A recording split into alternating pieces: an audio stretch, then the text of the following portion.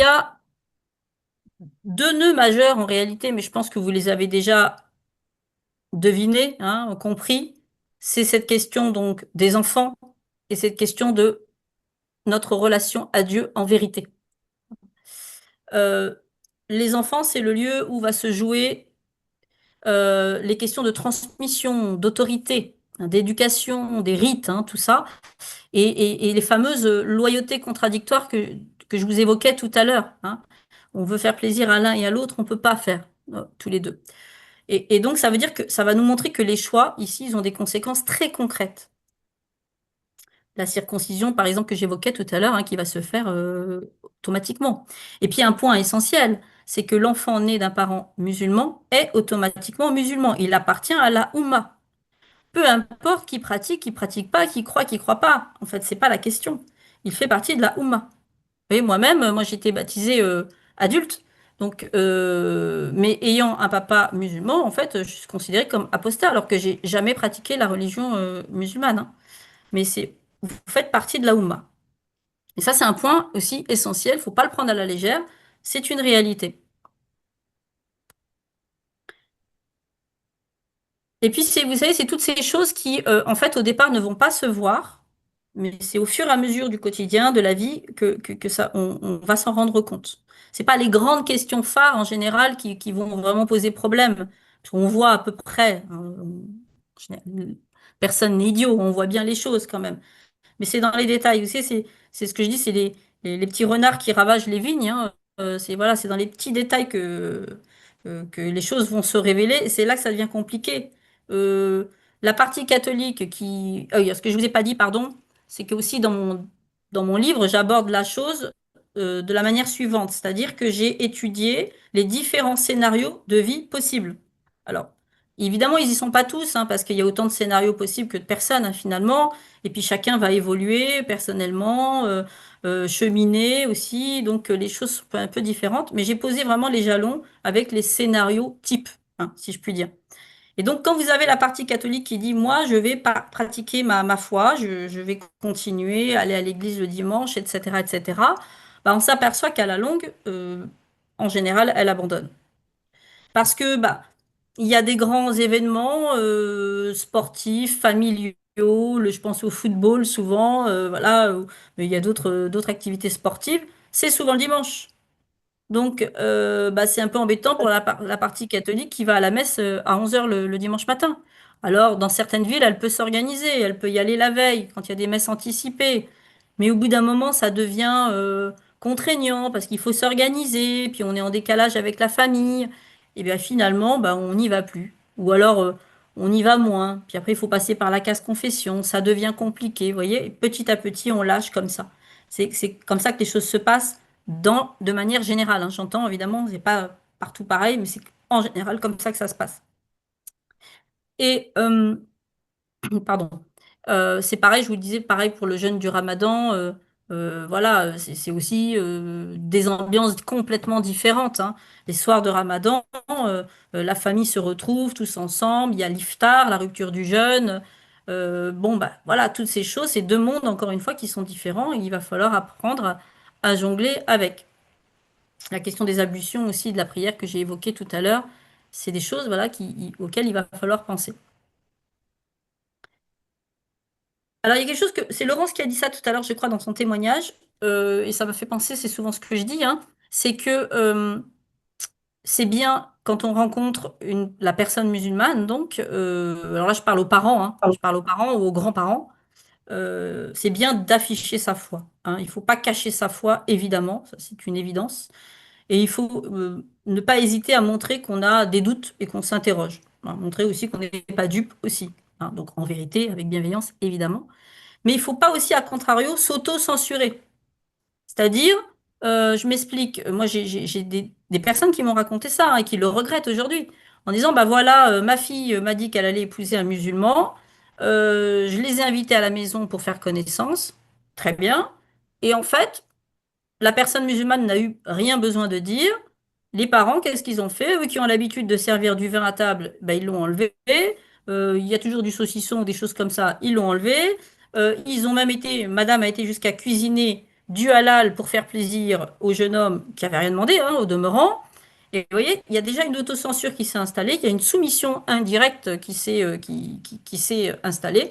Et du coup, bah forcément, la partie musulmane bah, se sent chez elle, mais vous voyez, dans le sens où l'islam, c'est pas pareil. Et le but, c'est qu'elles se sentent chez elles, mais pas que l'islam s'installe. Et c'est souvent ce qui se passe, parce que on veut être bienveillant et accueillant, et c'est tout à fait normal. Mais il faut faire attention à ça, cette autocensure.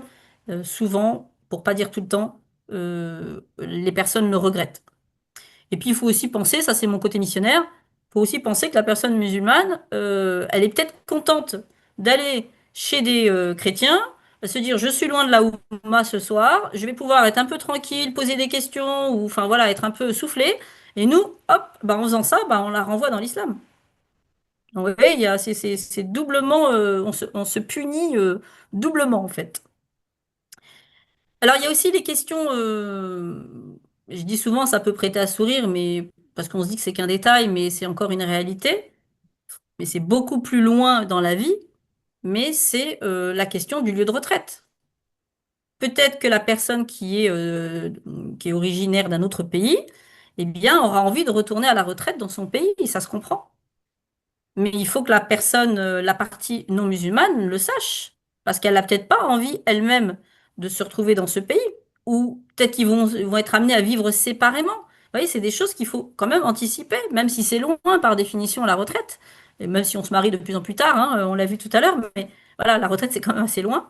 Il faut y penser, parce que ça va être un sujet quand même le jour où ça va arriver. Vous voyez, le fameux plus tard, on verra plus tard. Bah oui, mais plus tard, en général, c'est pas terrible. Quand les décisions, en tout cas, sont pas prise dans un bon état d'esprit et à la va-vite, c'est jamais très bon. Et puis la question alors là je vais encore beaucoup plus loin, c'est le carré musulman. Une personne musulmane ne peut être enterrée que dans un carré musulman, donc spécialement dédié aux musulmans. Eh bien, parce que les musulmans ne peuvent pas être avec les mécréants, eh ben, il n'y a pas de caveau familial. Alors, c'est peut-être pas tout le monde qui a envie de ça, mais il faut savoir que voilà, ça existe. Ça ne sera pas possible d'être dans le caveau familial, et donc on ne pourra pas forcément se recueillir sur la même tombe.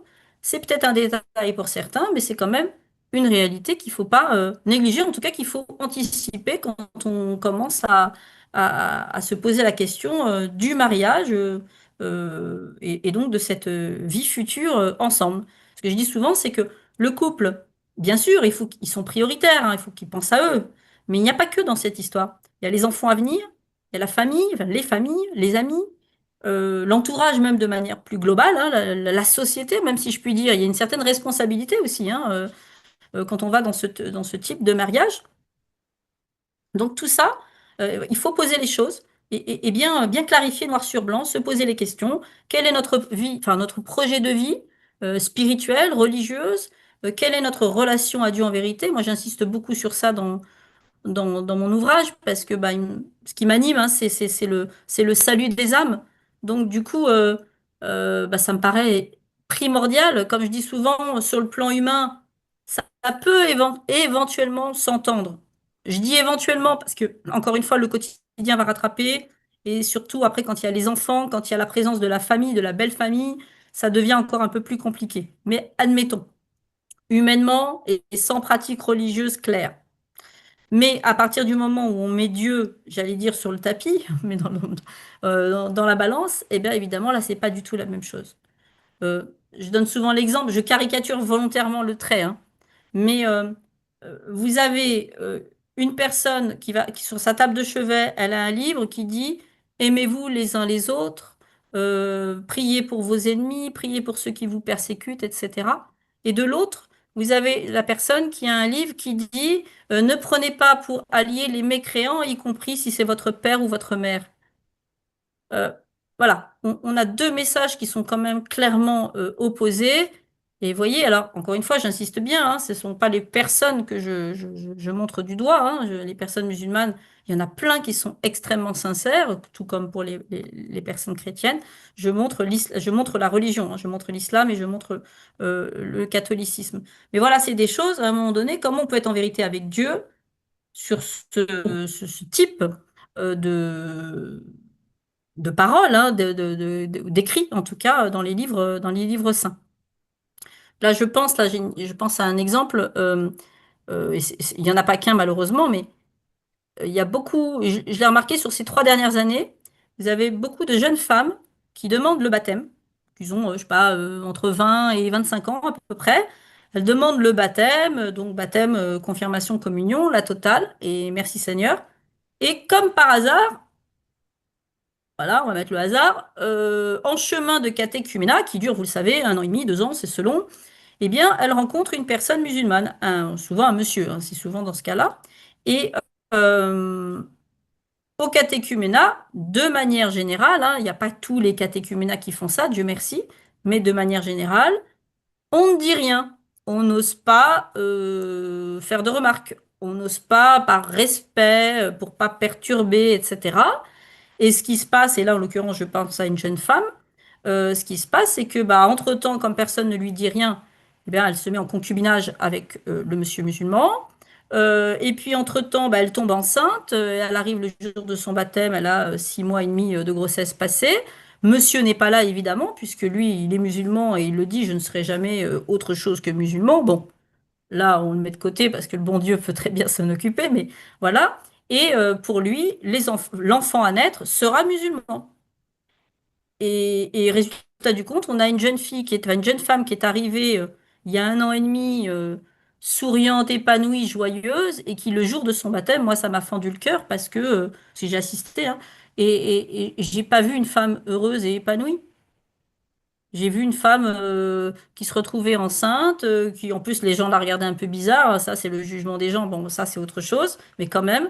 Et puis, bah, le monsieur qui n'est pas là, le père qui n'est pas là et qui ne sera probablement jamais là, puisque de toute façon, il n'adhère pas à son choix. Et c'est triste. Vous voyez, vous voyez, quand je parle de souffrance, c'est ça aussi. Il faut arrêter il faut dire les choses, il faut prévenir les personnes. Peut-être que si on l'avait prévenu en amont, peut-être que ça serait pas arrivé comme ça. Peut-être que monsieur aurait cheminé aussi. Enfin, je sais pas ce qui serait passé, mais en attendant, on n'aurait pas dû se taire. Voilà, donc ça, c'est, à mon sens, hyper important.